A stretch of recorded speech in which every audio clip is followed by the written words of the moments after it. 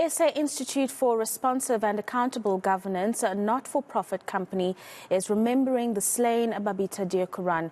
She was gunned down outside her home last year after she exposed corruption at the Gauteng Health Department.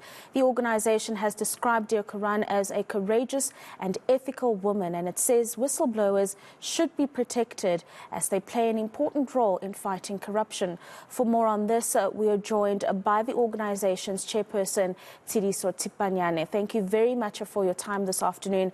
I mean, this is a conversation that we have had for a while now in the protection of whistleblowers in South Africa, but also the recognition for others that may be looking to blow the whistle that they can do so and that they will be protected by government and related stakeholders should they wish to expose corruption at any level.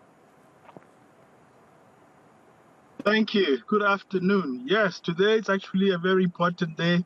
At the same time, a sad one in the sense that, we're reminded of the death of another whistleblower and the need for us as a country to ensure that there's better protection for whistleblowers, because we need more people coming out to whistleblow against corruption and wrongdoing in order to effectively fight corruption in our country and looting of national resources. Have you not found it a little bit disappointing, though, in that the unrooting of corruption through the whistleblower should be leading to speedy prosecutions and convictions with lengthy jail terms, and yet this seems not to be happening? So other potential whistleblowers potentially look on and think, well, if I'm to blow the whistle, not only am I at risk of losing my life, but those who have blown the whistle on will probably get away with literally murder.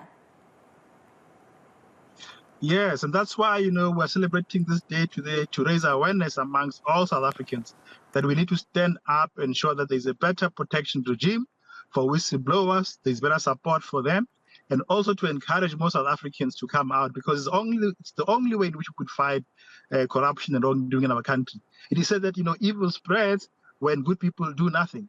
And hence, there's a need for us to, despite the fact that people like Babita have lost their lives and many other whistleblowers continue to suffer, we need to stand up and say no to corruption, no to wrongdoing.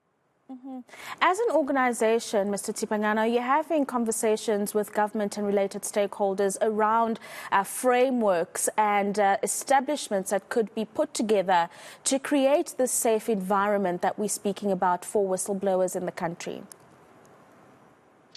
Yes, we have developed a draft model law in the civil society organizations, which will put forward to government to, raise our concerns as to how the current legal framework could be strengthened, because it's definitely quite weak. There's no adequate protection for whistleblowers. They don't get support when they get victimized. And it also then discourages many people from becoming whistleblowers. And yet it's a very important role in which citizens can play in strengthening our democracy and also advancing the respect for human rights and promoting good governance in our country. Yes, there is the support or lack thereof for the victimization that they might experience should they decide to blow the whistle.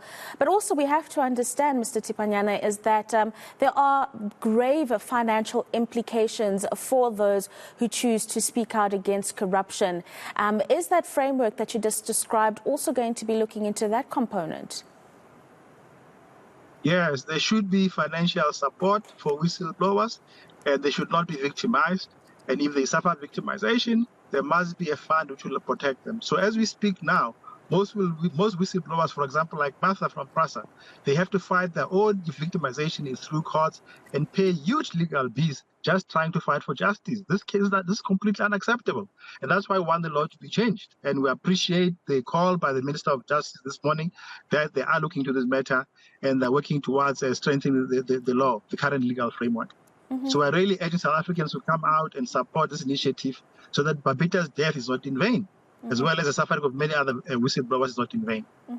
A final thought from you, Mr. Thipanyane. What are your thoughts on how the Department of Health here in Gauteng dealt with this matter? Do you think that if they had listened, or if the chief executive at the time had listened, her passing could have been avoided? Most definitely. But secondly, it's over a year now. We're not seeing much action about, who was behind the killing of Babita. And secondly, where's the investigation on the corruption Babita was exposing? Her death cannot be in vain. So I hope the government of Gauteng will do something much better than paying lip service with these issues. Thank you very much for your time this afternoon. We've been speaking there to Tseliso Thipanyane about the anniversary of Babita Deokaran's passing, and really that her death should not be in vain, and those that were involved need to be held accountable. But also, the Department on Health in Gauteng needs to account for why it is only acting following the death of that whistleblower.